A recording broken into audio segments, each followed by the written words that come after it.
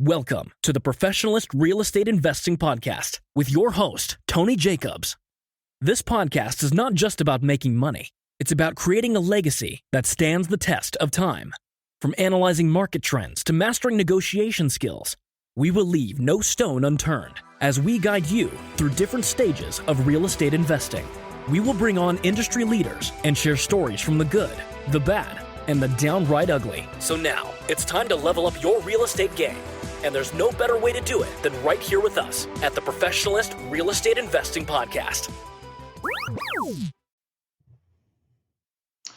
Welcome, everybody, to the Professionalist Real Estate Investing Podcast. I'm with Adam Goldman. How you doing, Adam, today? Doing great, Tony. How are you today? I'm doing great. And the world out there, Adam, he is a franchise consultant, an entrepreneur with a track record of helping people achieve financial freedom through smart business ownership. Adam, how did you get into this field right here? How did you start off? So look, I kind of became a franchise coach by accident. I started out in the franchising world in 2010 after the last Great Recession. I didn't know what I wanted to do next. I had all these different real estate investments the opportunities were kind of drying up. It was a situation where private equity was getting into the single family residence market.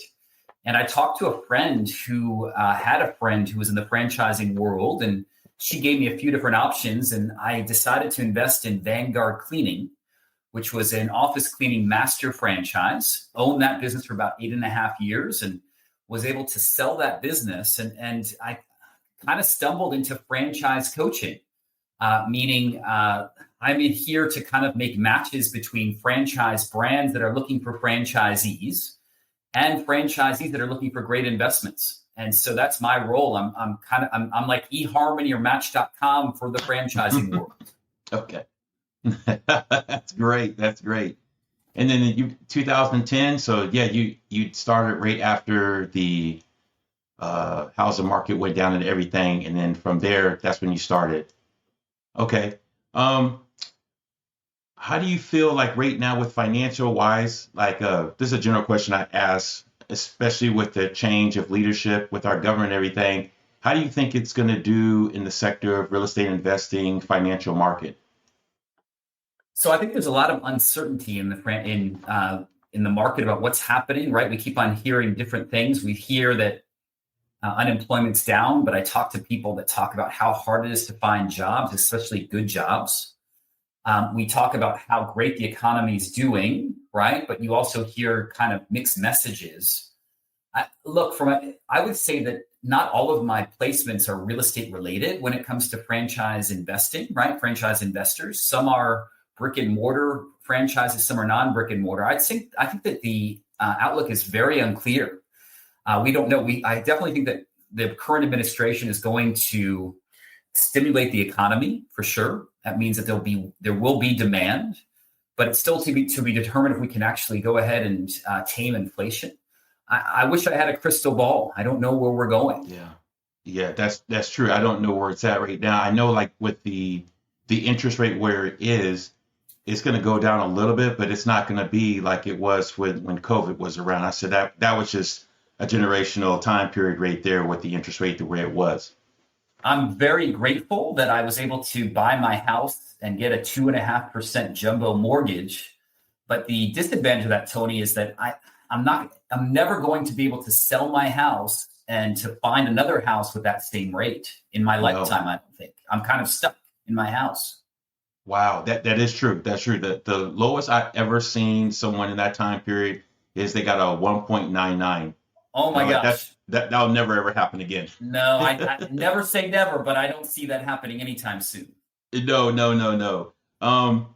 What type of actionable strategies do you use with you being a franchise coach?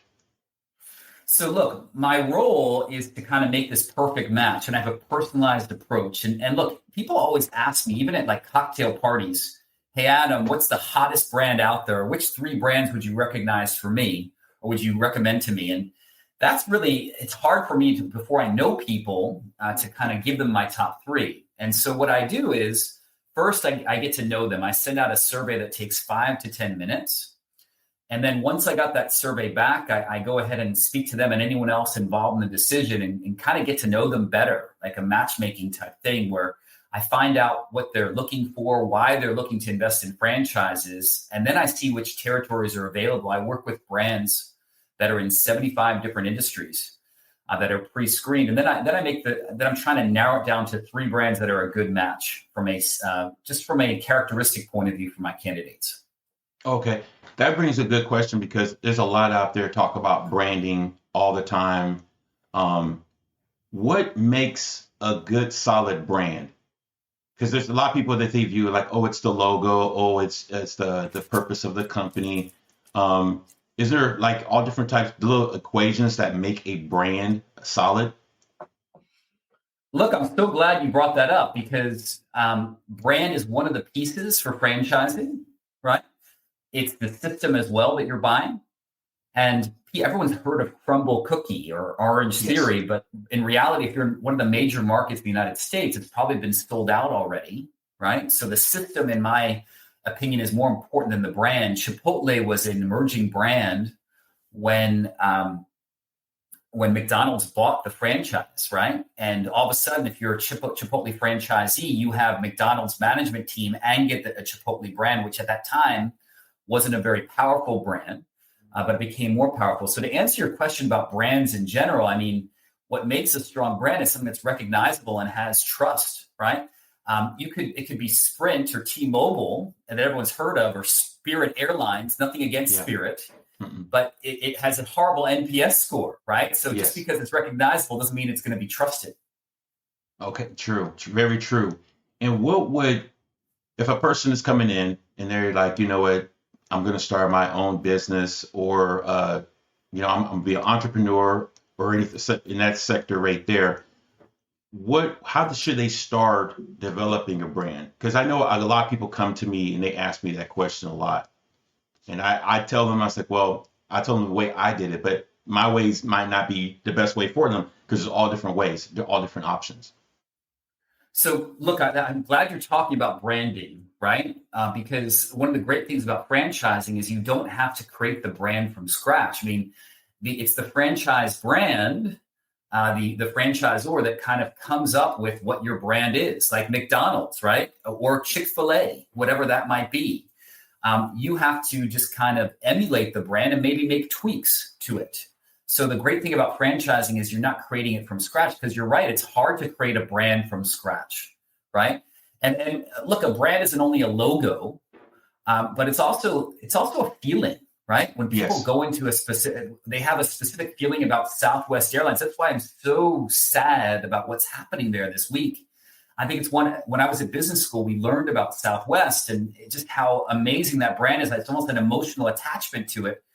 And the private equity group that decided to take over Southwest is making all these changes is really gutting the company. There's a reason why the valuation of Southwest was so much higher than all of its peers, because of their culture and the brand. People, Wall Street was willing to give it a higher valuation up until this week. It's really sad. And I was looking at that too, because I'm always listen to a lot of news. Especially when it comes to business, aren't they laying off people? This is like the first time in many years that they're laying off people. First time ever to lay off people. They're laying off 15% of their workforce. And by the way, no more seating that is by section or by letter, right? It's going to be assigned seating on Southwest.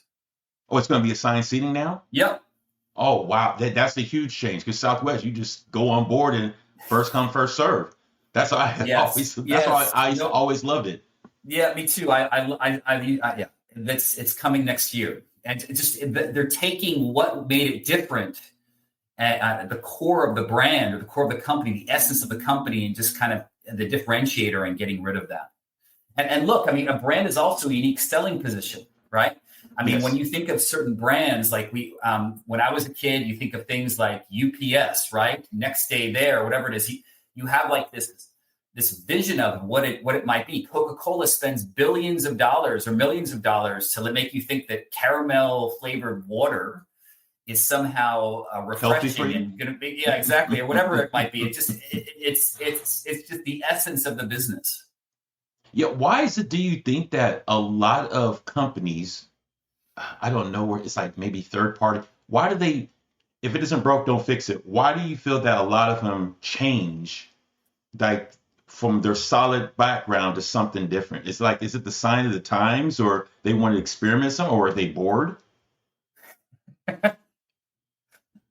Frankly, I think a lot of it's greed, right? If you look at a company like Jaguar, right? Jaguar had the most amazing, iconic brand. You have this Puma, whatever it is, or Jaguar that's on the front of the car, and it's just an amazing brand. And supposedly they had some sort of management team come in or some sort of ad agency, and they came up with something that was just unrecognizable anymore for their cars. So I have no idea why people change and mess with it. You're right. If it's not broke, don't fix it. Yeah, because it's like a solid foundation. Like look at I'm a huge I wear everything basically Nike. Like Nike's always like just do it. Like just that motto itself. I mean, just that simple motto has always been the way it is. And like what else? Let me think whatever. Or like KFC, they changed it was Kentucky Fried Chicken and they changed to KFC and then they changed a little bit there. And you're right, when it comes to branding, it's different. It's different for everyone. It's definitely different for, especially with these companies too. And I find a lot of it nowadays. They're tweaking a little bit there, and I'm just like, if it's there, don't fix it because that's how people know it. Yeah. Yeah. So And again, that's one of the big advantages of investing in a franchise business, that you don't have to create this from scratch. yes. So when someone comes to you, Adam, and they want to invest in a franchise or buy a franchise, what's the steps do they need to take? So they're coming to you, they're like, Adam, I want to get into this franchise or buy this franchise or be a part of this franchise. What's the first step that they need to do with when they come to you? Got it. So first they have to book a call, right? I mentioned before about filling out surveys and getting people involved in that process, right? But they just have to kind of make a call. And if someone's not a fit, I promise to let them know. And look, what I would say is it's a big investment. It's one of the biggest things people invest money in besides their house. So it's a six-figure investment or more. There is financing available.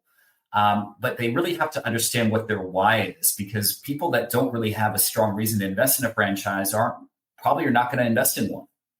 That's true. That's true. And I always say, yeah, you need to know your why. What's your purpose behind your decision right there?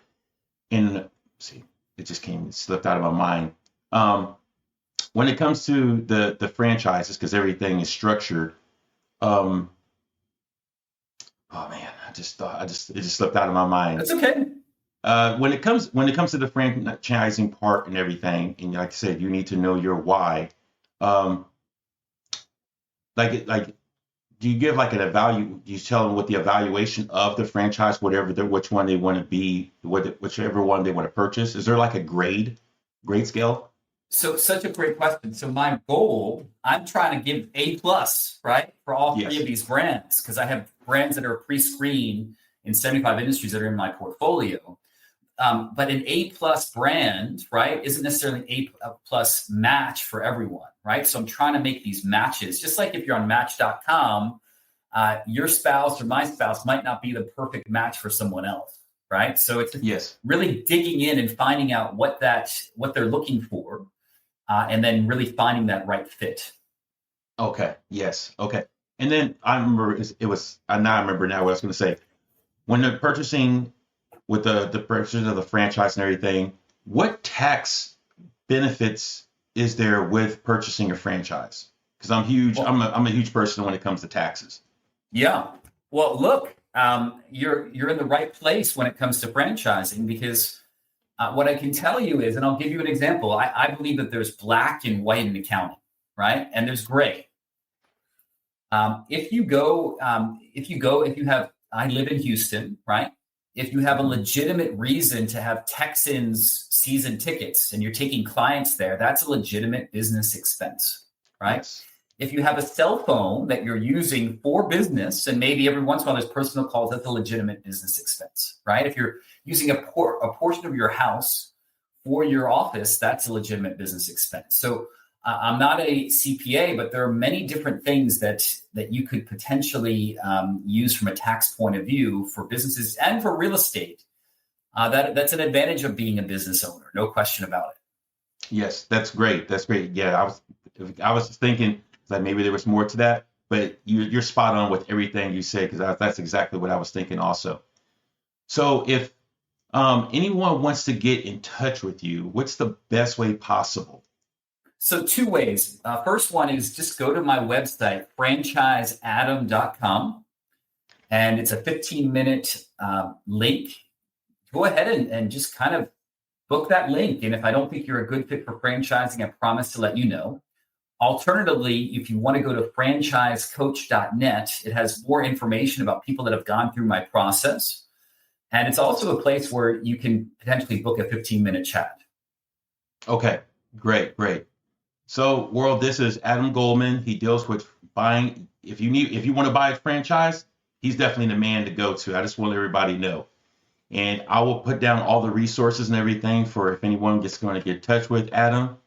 And please like, subscribe to Professional Real Estate Investing at .com if you want to book on to be on the podcast.